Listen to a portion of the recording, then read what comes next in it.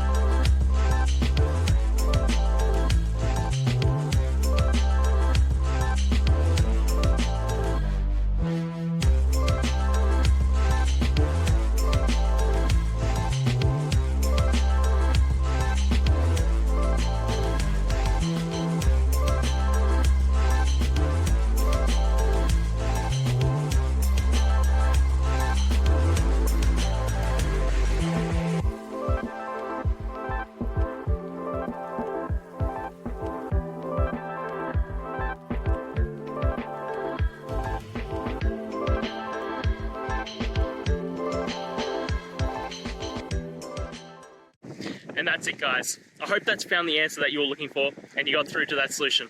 If you did, please hit the subscribe button. I'd really appreciate it. And until the next time you have a technical issue, I'll see ya. Have a good one.